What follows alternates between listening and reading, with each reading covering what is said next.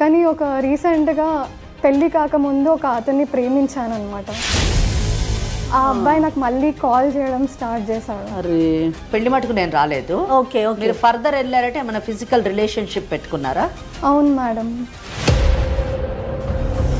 మొదటిసారి పెళ్లి కాకుండా ప్రేమించడం తప్పు కాదు, కానీ ఆ ప్రేమ లోతుకెళ్ళి శారీరక సంబంధం పెట్టుకోవడం అన్నది తప్పు. ఫస్ట్ థ్యాంక్ఫుల్గానే ఉన్నాడు మేడం, తర్వాత నార్మల్గానే మాట్లాడాడు. తర్వాత మళ్ళీ డబ్బులు కావాలంటే నా దగ్గర లేవు, ఉన్నది ఇచ్చాను కానీ ఇంకా హెల్ప్ చేయలేను, నాకు కూడా ఖర్చులు ఉన్నాయని చెప్పాను. కానీ అప్పటి నుంచి అతను బ్లాక్మెయిల్ స్టార్ట్ చేశాడు మేడం. ఏమనేవాడు? ఎలా బెదిరించేవాడు?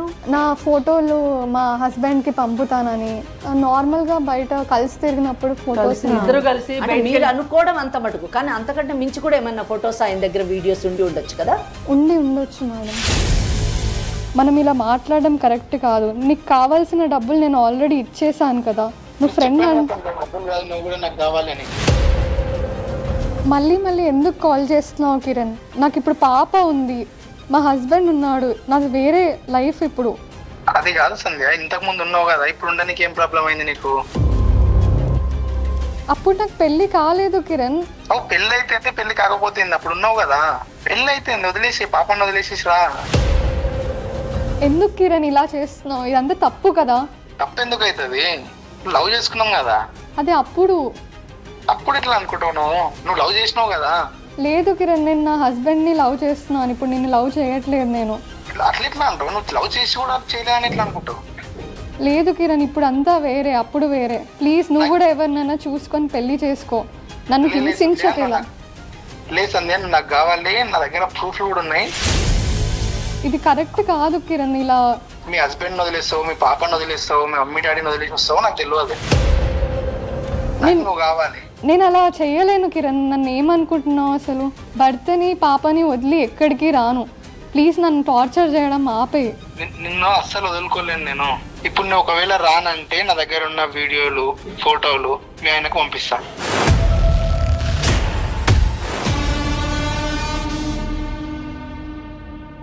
లీగల్ అడ్వైస్ కార్యక్రమానికి స్వాగతం. నాతో పాటు లాయర్ వెంకటేశ్వరి గారు, అలానే ఫ్యామిలీ కౌన్సిలర్ కృష్ణకుమారి గారు ఉన్నారు. నమస్తే అమ్మా. నమస్తే. నమస్తే అమ్మ. అమ్మ, పిల్లలు పెళ్ళి కాకముందు అది కూడా తెలిసి తెలియక ఏయో చిన్న తప్పులు చేయటం, దాన్ని కప్పిపుచ్చుకోవటానికి, లేకపోతే జరిగింది తప్పు అని తెలుసుకొని అది బయట ప్రపంచానికి తెలియకుండా ఉండటం కోసం మరో తప్పు చేయటం, ఇలా ఒకదాని మీద ఒకటి చేసుకుంటూ వెళ్ళిపోయిన తర్వాత ఏం చెయ్యాలో తెలియక దిక్కుతోచని పరిస్థితుల్లో ఎటు వెళ్ళాలో అర్థం కాక చాలామంది ఆడపిల్లలమ్మ చాలా ఇబ్బందులు పడుతున్నారు. అలాంటి ఒక అమ్మాయి, సంధ్య అనే అమ్మాయి, ఈరోజు మనతో పాటు స్టూడియోలో వచ్చి కూర్చుని. ఇలాంటి ఇష్యూనే తన జీవితంలో కూడా జరిగింది. తనకి ఏం చేయాలో పాలుపోవడం లేదు, ముందుకు వెళ్ళాలా వెనక్కి రావాలా, ఏది చెప్పుకోలేని పరిస్థితి. సో మన అడ్వైస్ కావాలి, మీ ఇద్దరు అడ్వైస్ కావాలని చెప్పేసి స్టూడియోకి వచ్చిందమ్మా.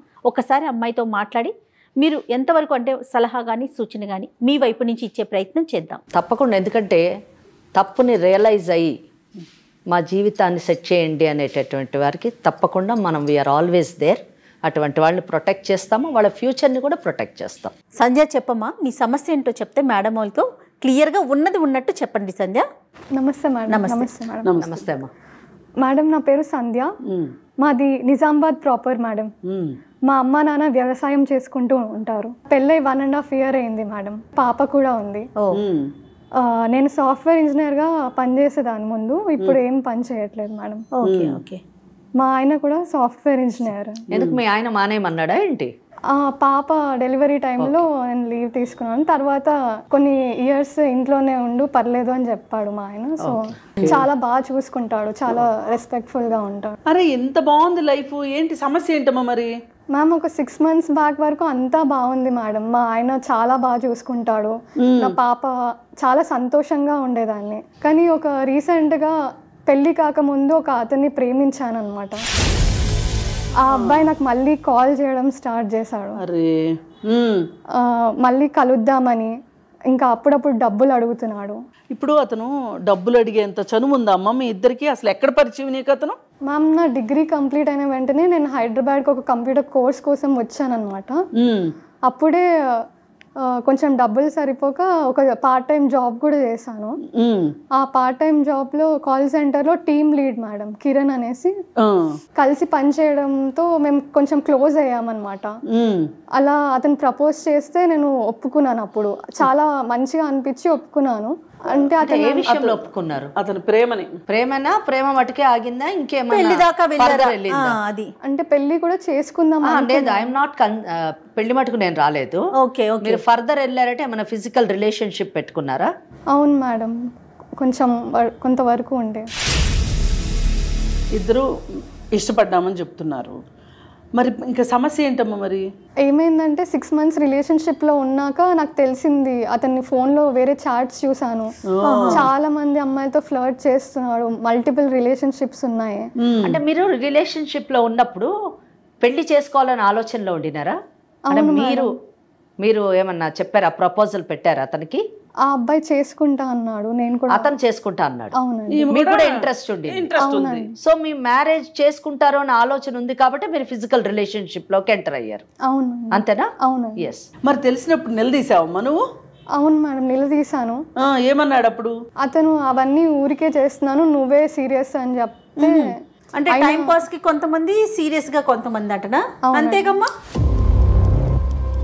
అదే మరి ఇది కరెక్ట్ కాదని అనలేదా మీరు? అన్నాను మేడం, కరెక్ట్ కాదు, ఇంకా నేను ఈ రిలేషన్షిప్లో ఉండలేను అని చెప్పేసి కొంచెం దూరం అయిపోయాను. ఏదైనా నువ్వు గాయపడ్డావు, నేను ఇంత నమ్మాను కదా ఇతన్ని, ఇతను ఇలా చేశాడు, రేపైనా చేయడని నమ్మకం ఏంటి అనే ఒక భయంతో ఉన్నావు నువ్వు. అవును. మరి ఈ మాట చెప్పావా? నువ్వు మారుతావని నాకేంటి గ్యారంటీ, నేను అందుకే నువ్వు నాకు నమ్మకం లేదు, వదిలేస్తున్నాను, అసలు ఇంక నీకు నాకు సెట్ కాదు అనేమన్నా మాట్లాడారా మీరు? అంటే చెప్పాను మేడం, ఇంకా నేను నా వల్ల కాదు ఇంకా ఉండడం, ఎందుకంటే ఒక్కసారి చేస్తే మళ్ళీ మళ్ళీ అవ్వదు అని గ్యారంటీ ఏంటి అని చెప్పేసి నేను జాబ్ కూడా మానేసి నా ఊరికి వెళ్ళిపోయాను. అప్పుడు తర్వాత వేరే జాబ్ లో జాయిన్ అయ్యాను.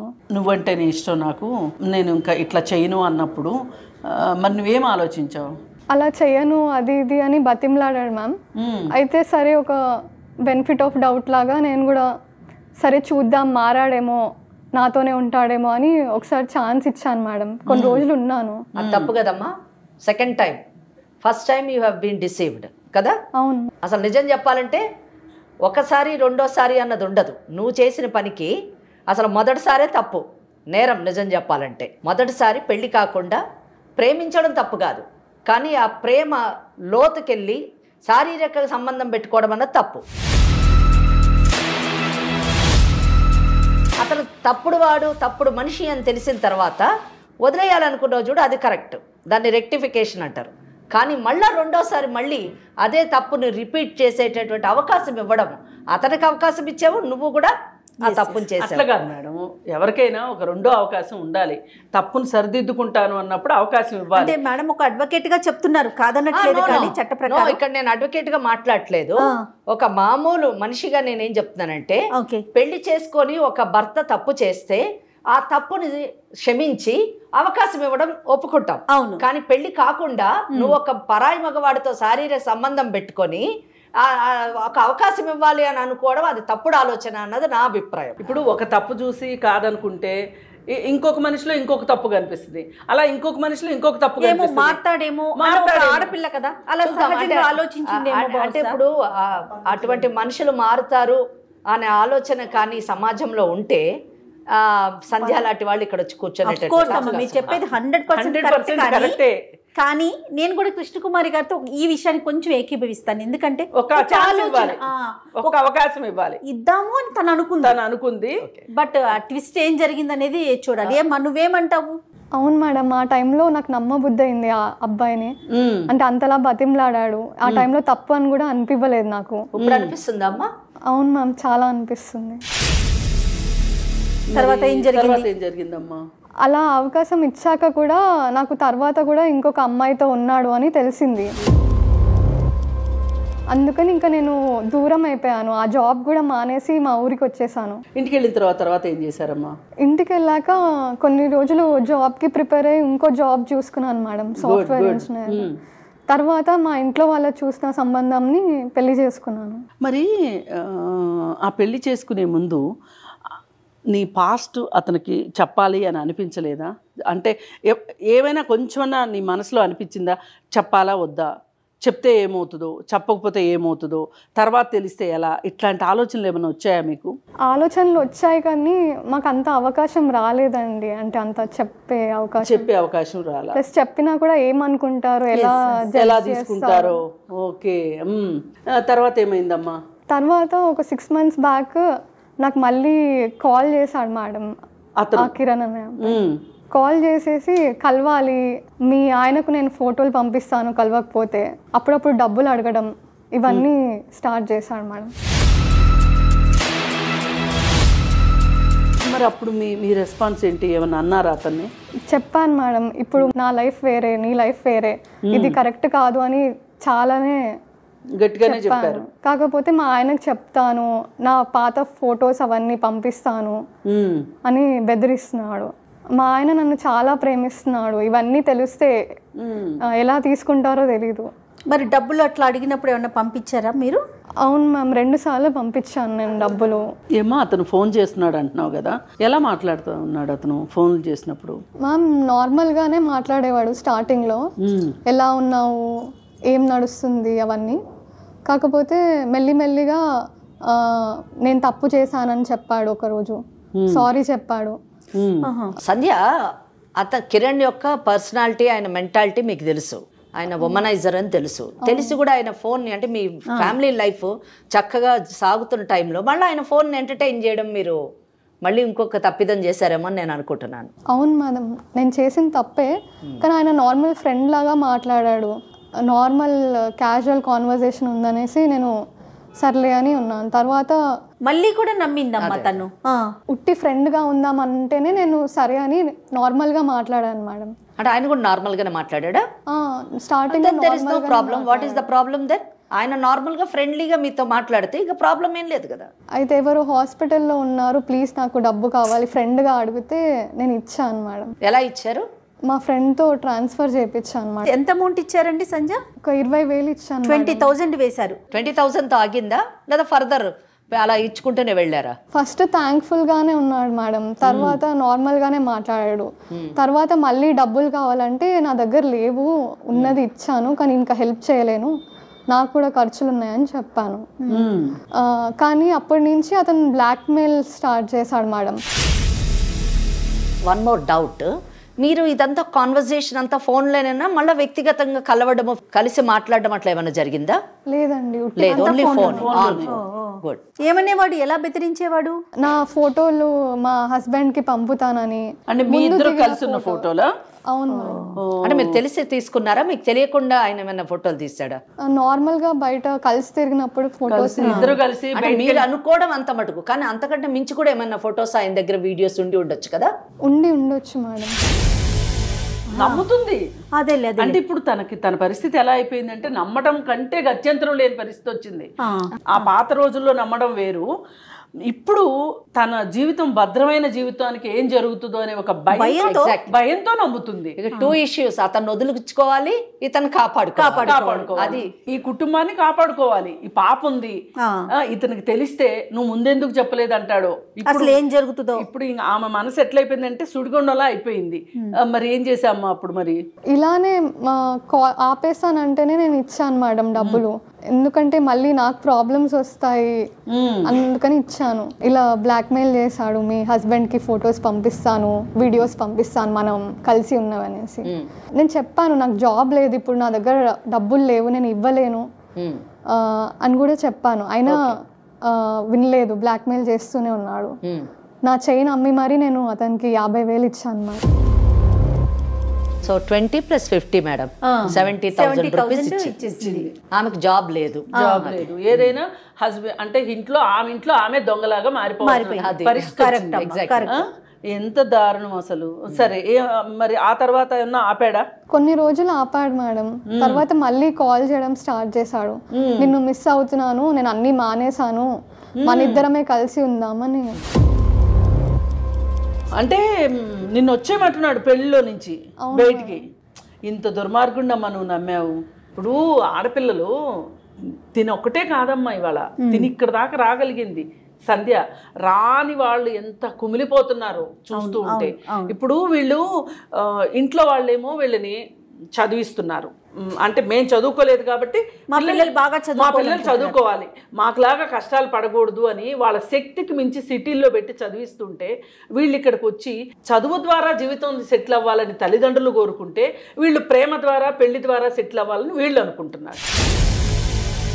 అలా వేసి తప్పటడుగులు వేసి, నిజంగా ఇవి తప్పటడుగులే, ఇంకేం దీనికి రెండో మాటే లేదు. సరే, అతన్ని ఇష్టపడింది, అతను ఎలాంటి వాడో తెలిసిన తర్వాత అతనికి ఇంకొక అవకాశం ఇచ్చింది. సరే, మనం మనుషులు అన్న తర్వాత అవకాశాలు ఇవ్వాలి కాబట్టి ఇచ్చాము, కాదు అనుకుంది, వచ్చేసింది, పెళ్లి చేసుకుంది. పెళ్ళి అయిన తర్వాత కూడా ఇప్పుడు గతం ఇట్లా పాపంలాగా వెంటాడుతుందని పాపం అనుకుని ఉండదు. చాలా మందికి ఇదే జరుగుతుంది. అందుకే అసలు ఆడపిల్లలని చాలా మంది చదివించమని చెప్తున్నారు. త్వరగా పెళ్లిళ్ళు చేసి వీళ్ళని వదిలించేసుకోవాలనుకుంటున్నారు. మీరు గమనించారో లేదో, ఆ అమ్మాయి కూర్చున్న విధానం చూడండి, ఆమె బాడీ లాంగ్వేజ్ బట్టి మనకు అర్థమవుతుంది ఆమె చాలా భయంలోనుంది, చాలా ఫియర్ లో ఉంది. ఇలా కూర్చొని ఉంది అంటే చాలా ఫియర్ లో ఉంది. ఎందుకు ఆ అమ్మాయి ఫియర్ లో ఉండాలి? ఆ అమ్మాయి చదువుకున్నటువంటి అమ్మాయి, ఆ అమ్మాయి ఆర్థికంగా నిలదొక్కునే పరిస్థితిలో ఉన్నటువంటి అమ్మాయి, మంచి భర్త ఉన్నారు, మంచి బిడ్డ ఉన్నది, మంచి కుటుంబం ఉన్నది. కానీ ముందు తాను చేసినటువంటి ఒక చిన్న తప్పుడు నిర్ణయం వల్ల తొందరపాటు ఇక్కడ దాకా వచ్చావు, నువ్వేం కావాలనుకుంటున్నావు? మేడం, ఆపేస్తా అంటేనే నేను డబ్బులు ఇచ్చాను, ఇంకా నాకు ఆ అబ్బాయి వద్దు, నేను చాలా సంతోషంగా ఉన్నాను మా హస్బెండ్తో, పాప నా హస్బెండ్ ఇవే నా లోకం, ఇప్పుడు నాకు ఇంకేవి వద్దు.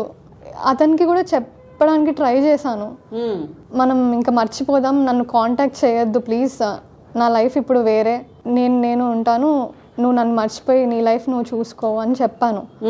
అయినా కూడా మళ్ళీ కాల్ చేసి నేను మిస్ అవుతున్నాను, కలవాలి ఒకసారి మనం ఇద్దరం, అది ఇది అని మాట్లాడుతున్నాడు. నాకు నీ ఫ్రెండ్షిప్ వద్దు, ఏమొద్దు అని చెప్పినా కూడా పదే మెసేజ్లు, కాల్స్.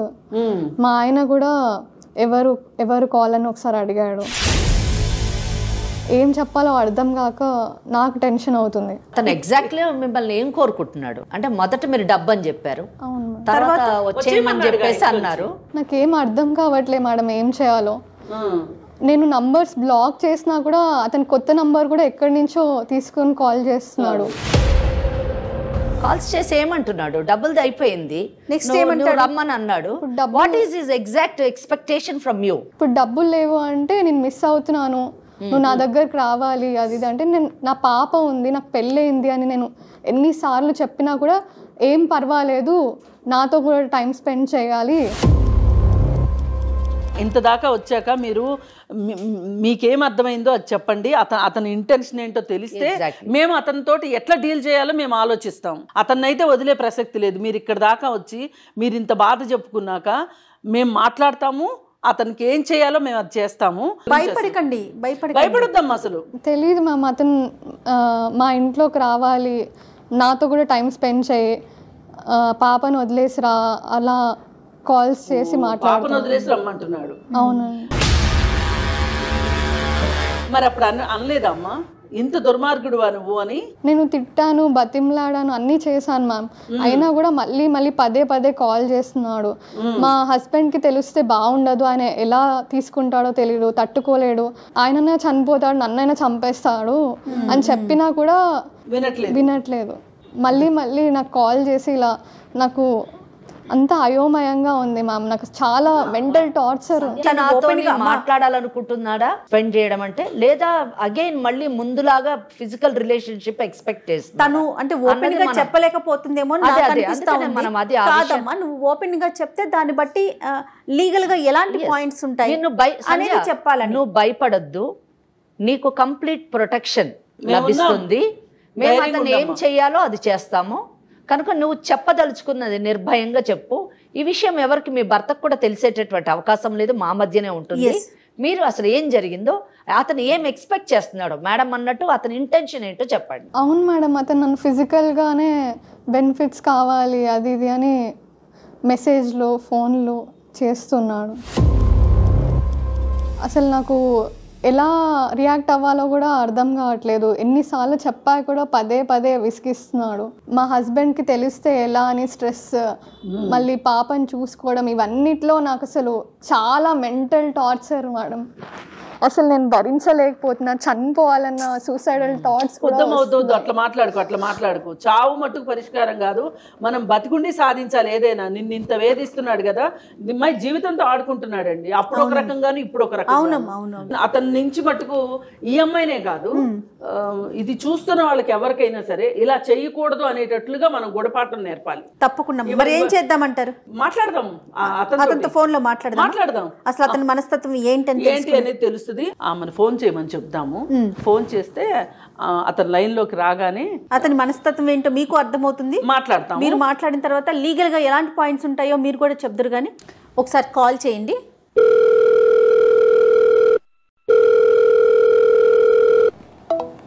ఏం చేయట్లేదు మేడం. ఏంటి అయి ఉంటుందంటారమ్మా?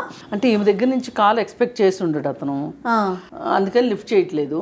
కానీ ఇలాంటి వాళ్ళు ఏం చేస్తారంటే కొంచెం ఆలోచించుకుని వాళ్ళే చేస్తారు. చూడండి, ఫోన్ కాస్త ఆలోచించుకుంటాడు, ఏం మాట్లాడాలని ప్రిపేర్ అయ్యి.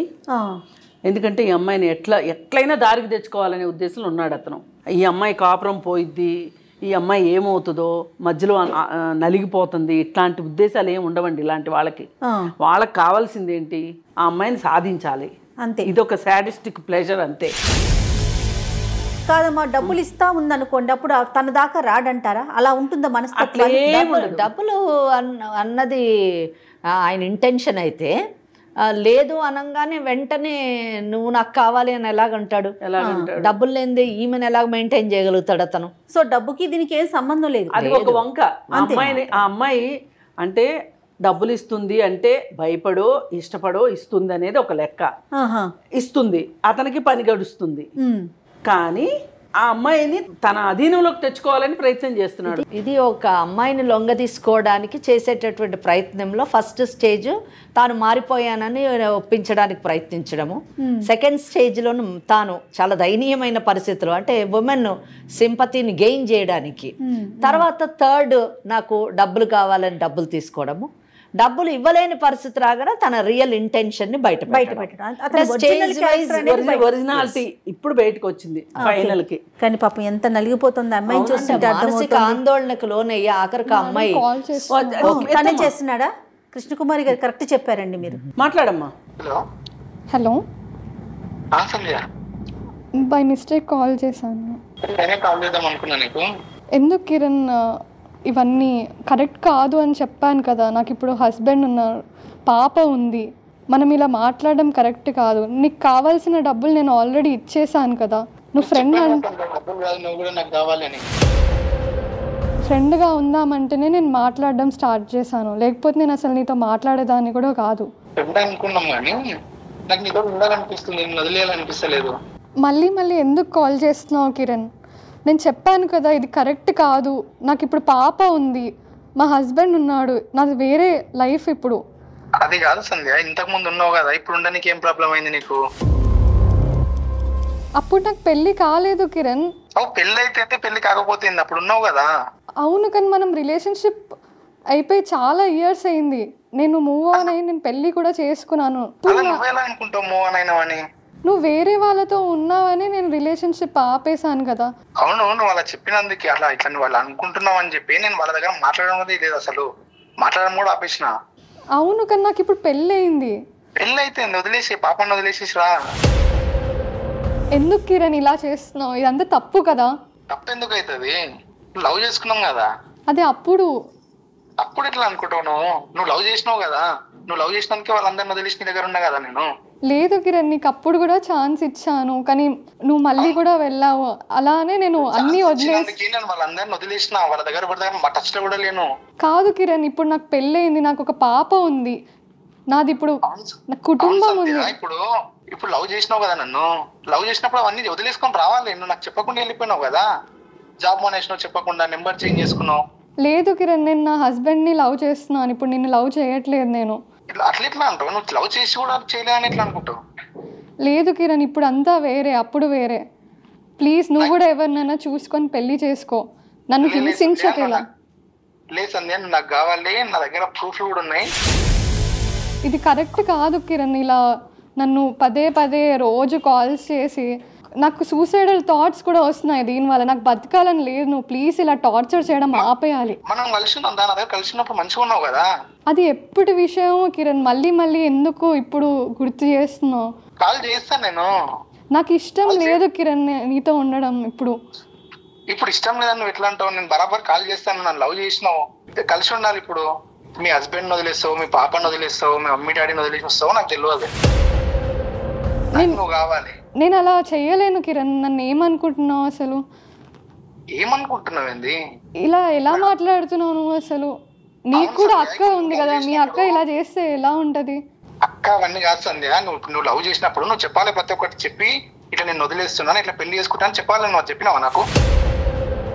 అప్పుడు ఇంకా నీకు ఛాన్స్ ఇచ్చాక కూడా నువ్వు అలా చేసే వరకు నేను అన్ని వదిలేసుకొని నా ఊరికి వెళ్ళిపోయాను. అవును సంధ్య, నువ్వు ఊరికి వెళ్ళిపోయింది నాకు చెప్పాలి కదా. జాబ్ మానేస్తున్నా చెప్పలేదు. ఇప్పుడు ఏమంటాడు అడుగు? నన్ను వదిలేస్తున్నా అని చెప్పలేవు. ఇప్పుడు ఏం చేయమంటున్నావు నువ్వు? నా దగ్గర రావాలి. భర్తని పాపని వదిలి ఎక్కడికి రాను. ప్లీజ్ నన్ను టార్చర్ చేయడం ఆపే. నిన్ను అస్సలు వదులుకోలేను నేను. ఇప్పుడు నువ్వు వస్తావా రావా? నేను రాలేను. ప్లీజ్ నువ్వు కూడా ఎవరినైనా చూసుకొని పెళ్లి చేసుకొని సెటిల్ అవ్వు. ఇప్పుడు నువ్వు ఒకవేళ రానంటే నా దగ్గర ఉన్న వీడియోలు, ఫోటోలు మీ ఆయనకు పంపిస్తా. ఇంకా అమ్మాయి ఎంతసేపు చెప్పినా ఇంకా అదే మాట అమ్మా. ఒకసారి మీరు మాట్లాడండి, నేను మాట్లాడతాను. ఇదిగో కిరణ్, ఇప్పుడు ఆమెతో మాట్లాడిందంతా మేము వింటున్నామమ్మా. మేము ఇక్కడ సుమన్ టీవీ నుంచి మాట్లాడుతున్నాము. మా దగ్గరకు వచ్చింది. ఎవరు అంటే నువ్వు కూడా వస్తావా? మరి అడ్రస్ చెప్తాము. నేను సుమన్ టీవీ నుంచి మాట్లాడుతున్నాను. ఆ అమ్మాయితో మాట్లాడినట్లు కాదు మాతో మాట్లాడడం అంటే. ఏంటి తమాషాగా ఉందా? పెళ్లికి ముందు ఏదో జరిగింది, అప్పుడు జరిగింది తప్పు ఖచ్చితంగా. ఆ అమ్మాయిని నువ్వు ఇంకా వేరే వేరే ఫ్రెండ్స్ ఉంటే కూడా ఈ అమ్మాయిని ఫ్రెండ్షిప్ పేరుతోటి పెళ్లి చేసుకుంటానని చెప్పి ఆ అమ్మాయితోటి ఫిజికల్ రిలేషన్ పెట్టుకొని మళ్ళీ నీకు వేరే వేరే ఫ్రెండ్స్ ఉన్నారని ఆ అమ్మాయి అభ్యంతరం చెప్తే మానేశానని చెప్పి నేను మారిపోయాను. లవ్వేనమ్మా. ఎంతమందితో లవ్ చేస్తావు? నీ హృదయం అంత విశాలమా? ఎంతమందిని ప్రేమిస్తావు నువ్వు? నీ ఇష్టమా? సరే, అందుకే కదా నీ ఇష్టమే అని నీ ఇష్టానికి నిన్ను వదిలేసి ఆ అమ్మాయి దారి అమ్మాయి చూసుకుంది. చూడు, నీలాంటి వాడితో కష్టము అని చెప్పి ఒక అవకాశం ఇచ్చి కూడా అమ్మాయి ఇంకా నువ్వు మారవు అని అర్థం చేసుకుని వెళ్ళిపోయింది. ఆ అమ్మాయి జీవితంలో ఆమె ఒకసారి చెప్పింది కదా, కాదు నీకు ఇలా 10 మందితో స్నేహాలు ఉంటే నాకు కుదరదు, నాకు నచ్చదు అని చెప్పింది కదా ఆమె. చెప్తే నువ్వేమన్నావు? చెప్పింది నేను నీ దగ్గరనే ఉంటా, నీతోనే ఉంటా అని మాట్లాడింది. మాకు మొత్తం చెప్పింది. ఒకసారి నువ్వు కావాలంటే గుర్తు చేసుకో. నువ్వు ఇలా 10 మందితో స్నేహాలు చేస్తానంటే కుదరదు, నీకు వాళ్ళు కావాలో నేను కావాలో తేల్చుకోమని అన్నది. అప్పుడు నువ్వు ఆమెకేం మాట ఇచ్చావు? నువ్వే నా స్వప్న సుందరివి, నిన్నే పెళ్లి చేసుకుంటాను, నీతోనే ఉంటాను, నీకోసం నేను మారుతున్నాను అని చెప్పి ఆ అమ్మాయికి అబద్ధాలు చెప్పి ఆ అమ్మాయితో రిలేషన్. లేదమ్మా, నువ్వు వదలలేదు. వదిలితే అసలు ఆ అమ్మాయికి ఆ నమ్మకం నువ్వు ఇచ్చుంటే గనక, ఆ ధైర్యాన్ని నువ్వు ఇచ్చుంటే అమ్మాయి ఇంకో పెళ్ళే చేసుకునేది కాదు. ఇంకో పెళ్లి కాదు. నువ్వు మాట దాటాయికు. తన సంధ్య దగ్గర మాట్లాడినట్లు కాదు మా దగ్గర మాట్లాడడం. నువ్వు ఇచ్చిన మాట తప్పావు కాబట్టి ఇంకా నువ్వు మారవు, నీ కుక్కతో ఒక వంకర అని అమ్మాయి వెళ్ళిపోయింది. వెళ్ళిపోయిన తర్వాత ఒకసారి కిరణ్ ఇంకొక మేడం ఉన్నారు, అడ్వకేట్ మేడము. నీకు ఎందుకంటే నేను శుతిమెత్తగా చెప్తుంటే నీకు అర్థం కావట్లేదు. నువ్వు కటకటాలకు వెనక్కి వెళ్ళడం ఖాయం. మేడం చెప్తారు, మాట్లాడు. నా పేరు వెంకటేశ్వరి, అడ్వకేట్. నేను అడిగేటటువంటి ప్రశ్నలకి సమాధానం చెప్పు. నీకు ఒక విషయం తెలుసా? ఈ దేశానికి ఒక చట్టం ఉందన్న సంగతి తెలుసా నీకు? తెలుసు కదా, వెరీ గుడ్.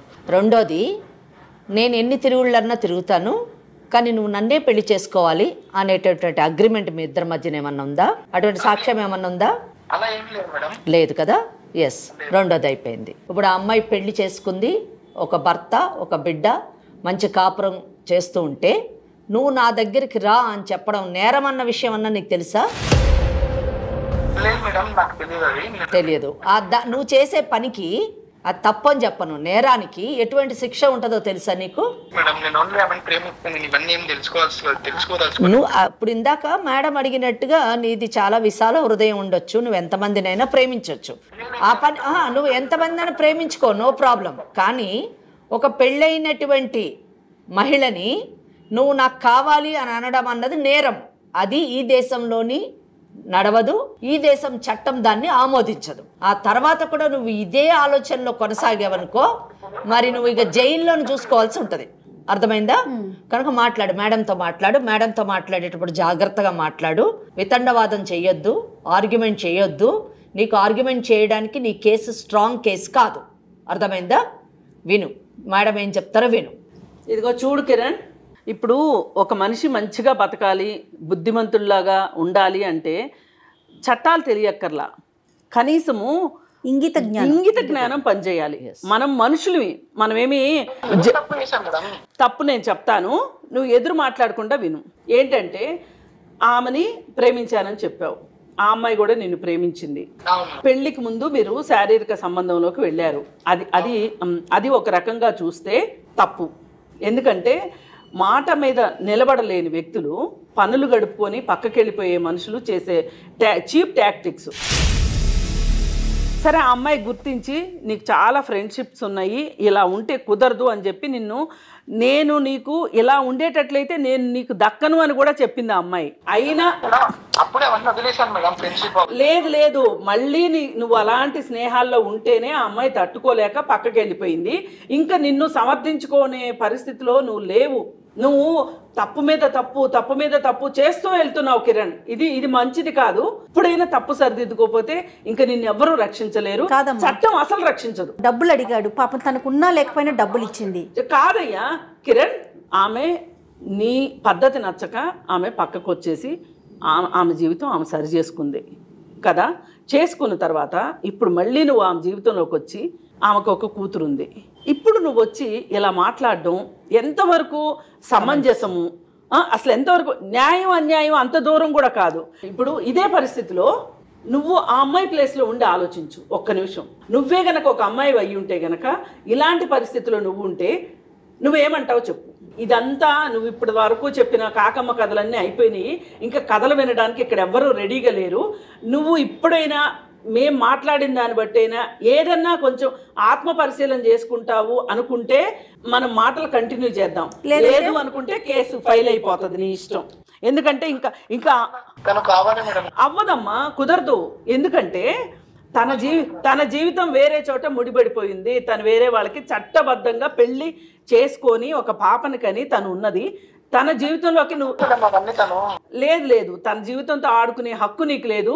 ఇప్పుడు ఒకటే మాట, ఇప్పుడు మాటల ద్వారా నువ్వు వింటావా, వినదలుచుకుని ఉన్నావా, వినదలుచుకుని లేవా. నువ్వు వితండవాదం చేస్తే నష్టపోయేది నువ్వే. ఎందుకంటే ఆ అమ్మాయికి ఏం నష్టం జరగదు, నీకే నష్టం జరుగుతుంది. ఎందుకంటే ఒకసారి కేసు అయ్యి జైలుకి వెళ్ళి వచ్చిన తర్వాత ఇంకా నువ్వు జీవితంలో స్థిరపడటం అనేది జరగదు. అమ్మ, అతను మాటలతో వినడు. చట్టపరంగా అసలు ఎలాంటి శిక్షలు ఉంటాయి, అసలు చట్టం ఏం చెప్తుందో ఒకసారి వెంకటేశ్వరి గారు మేడం చెప్తారు, అప్పుడైనా ఏమన్నా ఆలోచిస్తాడేమో చూద్దాం. మరి నాకైతే అట్లా అనిపిస్తోంది. నాకైతే మాట్లాడని నమ్మకం, నాకు కూడా అదే అనిపిస్తోంది. మాట్లాడండి మేడం, మీరు చెప్పండి, మీరు చెప్తేనే వినేలా ఉన్నాడు. కిరణ్, మీరు మారానని చెప్తున్నారు కానీ నాకైతే మారినట్టు అనిపించట్లేదు. ఇప్పుడు కాదు, అప్పుడు మారారు. ఇప్పుడు కూడా అప్పుడు మారలేదు, ఇప్పుడు కూడా మీరు మారలేదు. ఎందుకంటే వినండి కిరణ్, పెళ్లి అయినటువంటి అమ్మాయిని, ఒక బిడ్డ ఉన్నటువంటి అమ్మాయిని నువ్వు నాకు కావాలి అని అడుగుతున్నాడంటేనే అతనిలోని పశుత్వం ఇంకా నశించలేదు అని చెప్పడానికి ఇది మెయిన్ ఇష్యూ. సో ఇటువంటి వాళ్ళలోని మార్పు తీసుకురావాలంటే ఇక్కడ 2 ఇష్యూస్ జయ గారు. ఒకటి ఏంటంటే రియలైజేషన్ అన్నది ప్రధాన అంశం. పెళ్లి కాకముందు శారీరక సంబంధం పెట్టుకొని పెళ్ళి అయిన తర్వాత ఒక మంచి కుటుంబాన్ని ఏర్పరచుకొని నేను చేసినటువంటిది తప్పు, నేను బాగుండాలి అని ఒక రియలైజేషన్ అయినటువంటి పర్సన్ మన ముందు ఉండడం. అవును సంధ్య, ఫస్ట్ ఇష్యూ. సెకండ్ ఇష్యూ, పెళ్ళి అయినటువంటి అమ్మాయిని, అంటే పెళ్లి కాకముందు ప్రేమించినటువంటి అమ్మాయిని కాపాడుకోవడానికి తన యొక్క అలవాట్లను మార్చుకోలేనటువంటి కిరణ్, పెళ్ళి అయిన తర్వాత కూడా ఆమె కావాలి అని కోరుకుంటున్నటువంటి కిరణ్లోని రియలైజేషన్ తీసుకురావడం రెండవ అంశం. ఇక్కడ 2 విషయాలు. ఈ రెండో అంశం, మొదటిది అయితే క్లియర్ అయిపోయింది. రెండో అంశం మీద ఆధారపడి ఉంది మొదటి ఆమె జీవితం, అంటే సంజయ్ యొక్క కుటుంబము, ఆమె భవిష్యత్తు. మరి మార్పు రావాలంటే రెండే ఇష్యూస్. ఒకటి కౌన్సిలింగ్ ద్వారా రావాలి, లేదా చట్టపరమైనటువంటి సొల్యూషన్ ద్వారా రావాలి. ఇక్కడ కౌన్సిలింగ్ మనం ఇప్పుడు ఈ 2 నిమిషాల్లో చేసినంత మాత్రాన వాళ్ళు మారిపోతారు అనడము కష్టం. రాబో కాలంలోని కౌన్సిలింగ్ వలన అయ్యేటటువంటి అవకాశాలు ఉండొచ్చు. చట్టపరంగా తీసుకుంటే ఇక్కడ ఇది నిజం చెప్పాలంటే 100% ఒక క్రిమినల్ కేసు అని చెప్పచ్చు. కిరణ్ వింటున్నారు కదా మీరు? ఎస్, మీరు చేసినటువంటి పనుల్ని, అంటే మీరు చేసినటువంటి చర్యలు చట్ట విరుద్ధమైనటువంటి చర్యలు అని చెప్పడానికి ఏ మాత్రం కూడా ఆలోచించక్కర్లేదు. దీన్ని మీరు చేసినటువంటి పనిని ఫస్ట్ 3 కేసులుగా మనం వేయొచ్చు. ఆ అమ్మాయి తలుచుకుంటే మీ మీద 3 కేసులు వేయొచ్చు. నేను అది కూడా అడగాలనుకుంటున్నాను. బాగా గుర్తు చేశారు. నా దగ్గర ప్రూఫ్లు ఉన్నాయి అని అన్నారు. మీ దగ్గర ఏం ప్రూఫ్లు ఉన్నాయండి? ఫోటోగ్రాఫ్స్ అన్నారు, వీడియోగ్రాఫ్స్ అన్నారు. ఏ టైప్ ఆఫ్ ఫోటోగ్రాఫ్స్ ఉన్నాయి, ఏ టైప్ ఆఫ్ వీడియోగ్రాఫ్స్ ఉన్నాయండి మీ దగ్గర? వెరీ గుడ్ అండి, వెరీ గుడ్.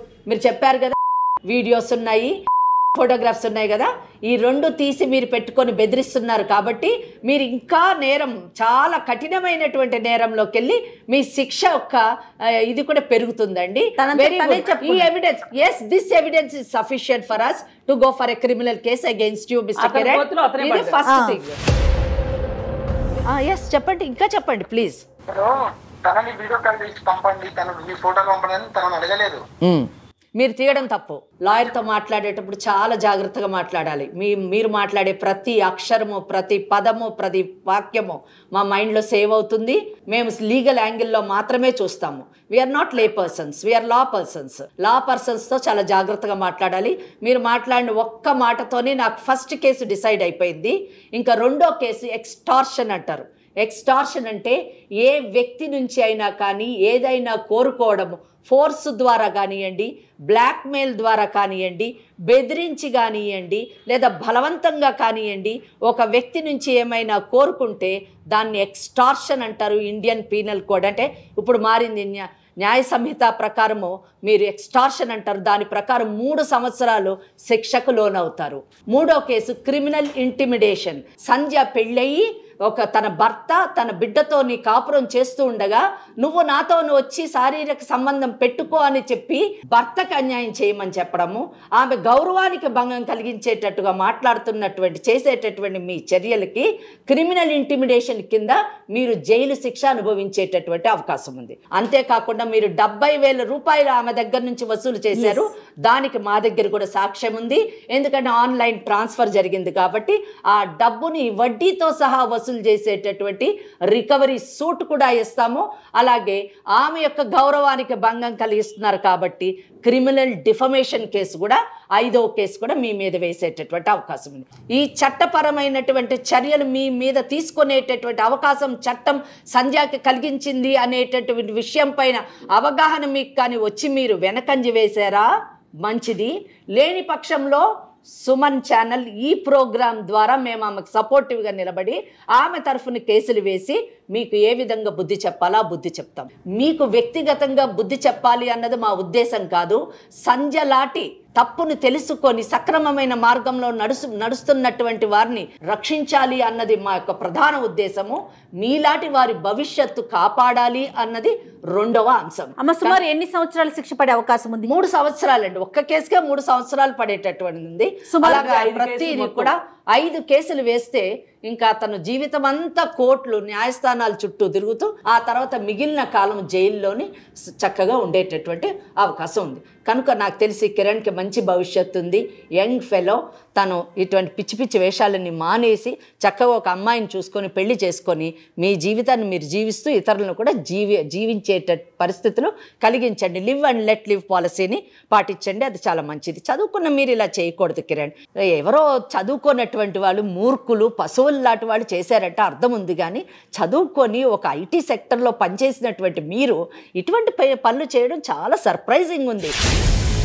మీరు చదువుకున్నటువంటి టెక్నాలజీ అంతా కూడా మంచికి ఉపయోగపడాలి. కానీ ఇటువంటి ఫొటోస్ తీయడానికి ఉపయోగిస్తే ఏమనుకుంటున్నారు, చట్టాలు సైబర్ క్రైమ్స్ ఉన్నాయి, సైబర్ లాస్ ఉన్నాయి, ఇవన్నీ మేము వదిలిపెడతామని అనుకుంటే చాలా తప్పండి. ఇది మీరు అర్థం చేసుకొని సంధ్యను వదిలేసి ఆమెని ప్రశాంతంగా బ్రతికేటటువంటి అవకాశం కలిగించండి. మీరు ప్రశాంతంగా బ్రతకండి. లేని పక్షంలో ఇప్పుడు విన్నటువంటి లా అంతా కూడా యాక్షన్లో చూపిస్తాను నేను. యాక్షన్లో వచ్చిందంటే దాని యొక్క పరిణామాలు చాలా భయానకంగా ఉంటాయి. అసలు తన ఒపీనియన్ ఏంటో అడగండి అమ్మా. ఇప్పుడు చట్టపరంగా ఎలాంటి శిక్షలు పడతాయో మేడం వెంకటేశ్వరి గారు బాగా క్లియర్గా చెప్పారు. ఏం ఆలోచిస్తున్నారు ఇప్పుడు మీరు? మేడం ఇప్పుడు మొత్తం అర్థమైంది మేడం. ఇప్పుడు దీంట్లో ఇరుక్కోవడం నాకు ఎందుకు, చేసిన తప్పని ఒప్పుకుంటున్నా. ఇక దగ్గర ఉన్న న్యూడ్ ఫొటోస్ వీడియోస్ అవన్నీ కూడా డిలీట్ చేస్తాం మేడం. Super super. సందేహం మళ్ళీ కాల్ చేయండి మేడం. అయితే నాదొక సందేహం కిరణ్, ఇప్పుడు కేసులు అవుతాయి కాబట్టి మారాలి అనుకుంటున్నావా? అవును అవును మేడం, నాది ఇప్పుడు ఫ్యూచర్ ఉంది కదా మేడం, నాకు ఉంది కదా. అవును మేడం. మేడం కేసులు అవన్నీ ఎందుకు మేడం? మనము ఒకళ్ళ పైన ద్వేషం కానీ కోపం కానీ పెట్టుకుంటే వాళ్ళకి ఎంత నష్టం జరుగుతుందో మనకు కూడా అంతే నష్టం జరుగుతుంది. ఇది ఇది ఇది ప్రతి మనిషి అర్థం చేసుకోవాలి. అందుకోసం మీరు ఇక మీదట మటుకు ఇట్లాంటి కార్యకలాపాలు పక్కన పెట్టి ఎప్పుడైనా సరే మల్టిపుల్ రిలేషన్స్ మన జీవితానికి మంచిది కాదు, ఆరోగ్యకరం కాదు. ఈ అమ్మాయికి నువ్వేదో మారినట్టు మా దగ్గర నటించడం కాకుండా ఇంక ఏ అమ్మాయి జోలికి నువ్వు వెళ్ళొద్దు. ఇలాగే మా దగ్గరికి ఇంకొకసారి వచ్చారనుకో, ఇంక నీతో మాట్లాడుకోవటాలు ఏమి ఉండవు, డైరెక్ట్గా కేసే ఉంటుంది. నీ ఇష్టం అమ్మ. ఇంకా ఇంకొకసారి ఇలాంటి పొరపాటు జరగకుండా చూసుకోండి కిరణ్. ఒక్క నిమిషం సంధ్య. హలో హలో చెప్పు కిరణ్. సంధ్య, సారీ సంధ్య, ఇన్ని రోజులు చేసిన ఫోన్ చేసినందుకు అవన్నీ. ఓకే కిరణ్, ప్లీజ్ ఇంకా మళ్ళీ కాల్ చేయొద్దు. ఇంకా ఎవరి లైఫ్ వాళ్ళు చూసుకుందాం. ఓకే సంధ్య, ఉన్న ఫొటోస్ వీడియోస్ కూడా అవన్నీ డిలీట్ చేస్తాను. ఓకే ఇబ్బంది పెట్టడానికి ఇప్పటి నుంచి. ఓకే కిరణ్, నీ లైఫ్ నువ్వు బాగా చూసుకో. Okay okay, let's not stay in touch. Okay okay Sandhya. అదమ్మా ఫైనల్గా. అంటే నాకేమనిపించిందంటే చట్టాల గురించి శిక్షల గురించి తెలిసాక అతనిలో ఒకలాంటి భయం వచ్చింది కిరణ్లో. అమ్మో ఇన్ని చట్టాలు ఉన్నాయా, ఇన్ని శిక్షలు పడతాయా, నా జీవితం ఏంటనే క్వశ్చన్ మార్క్ అక్కడ వచ్చింది. ఈ అమ్మాయి ఫస్ట్ నుంచి భయపడేసరికి తను భయపెడుతూనే ఉన్నాడు కదమ్మా. అంతే. ఇప్పుడు అందుకే ఆడపిల్లలకి మగపిల్లలకి ఎవరికైనా సరే చిన్నప్పటి నుంచి చట్టాల్లో అవగాహన కల్పించాలి. మంచి చెడు తెలియచెప్పాలి. అసలు చట్టం ఏం చెప్తుంది, ఏది నేరం ఏది నేరం కాదు, ఏది మంచి ఏది చెడు, ఇది తెలిస్తే చిన్నప్పటి నుంచి వాళ్ళు ఎవరికి వాళ్ళు అసలు చెడు ఆలోచించకుండా ఉంటారు. మీరేం చెప్పారు మేడం అన్న దాంతో నేను ఏకీభవిస్తున్నాను. కానీ దీనికంటే ముందు నేనేమనుకుంటా అంటే prevention is better than cure. అంటే చట్టాలు అన్నది మనకి ఏదైనా ఒక నేరం జరిగిన తర్వాత చట్టాలు లైమ్ లైట్లోకి వస్తాయి. అసలు ఆ నేరం జరగకుండానే మనం ఒక నైతిక విలువలతో కూడినటువంటి జీవన విధానాన్ని పిల్లలకి మనము అలవరిస్తే ఇప్పుడు ఈ కేసు ఎగ్జాంపుల్ ఏంటంటే పెళ్లి కాకముందు, అదే సంధ్య, నువ్వు పెళ్లి కాకముందు చేసినటువంటి ఆ తప్పిదం వల్ల అది కంటిన్యూ అయ్యి నీ ఫ్యామిలీనే రియూన్ చేసేటటువంటి పరిస్థితికి దారితీసింది. నువ్వు మానసిక ఆందోళనకు గురయ్యావు, సూసైడ్ కూడా చేసుకోవాలనేటువంటి స్థితికి వెళ్ళావు. ఏదో దేవుడి దయ వల్ల కొంచెం సెట్ అయింది, పర్వాలేదు. కానీ సెట్ కాకపోతే ఏంటి నీ పరిస్థితి? నువ్వు కూడా కోర్టుల చుట్టూ తిరగాల్సినటువంటి పరిస్థితి. కనుక ముందే మన మొదటి అడుగే సరైనటువంటి అడుగు వేస్తే తర్వాత అడుగు సక్రమంగా పడేటటువంటి అవకాశం ఉంది. నేను ఇది ఎందుకు చెప్తున్నానంటే, నీకు కూడా ఒక అమ్మాయి ఉందని చెప్పావు, ఒక పాప ఉంది. ఆ పాపని ఆ దిశలో పెంచు, నైతిక విలువలతో కూడిన జీవన విధానాన్ని నువ్వు వాళ్ళకి ప్రబోధిస్తే తప్పకుండా సమాజం బాగుంటుంది, మనము బాగుంటాము. ఇటువంటి చర్యల్లో పడేటటువంటి అవకాశం ఉండదు. అప్పుడు చట్టాలతో నిజానికి అవసరమే ఉండదు. రైట్ అమ్మా, థ్యాంక్ యూ సో మచ్. సంధ్య తప్పకుండా మేడం. Right, very good. జాగ్రత్తగా ఉండమ్మా. ఇంకా అతను నాకు తెలిసి కాల్ చేయడు. ఒకవేళ నీకు అట్లా ఏదన్నా అనిపిస్తే మాత్రం ఇమీడియట్ గా మమ్మల్ని సంప్రదించు. తర్వాత స్టెప్ ఏం చేద్దాం అనేది ఆలోచిద్దాం. ఓకేనా? హ్యాపీగా ఉండు, ధైర్యంగా ఉండు. All the best. All the best మా. Thank you madam. రైట్ అమ్మా, నమస్తే. నమస్తే.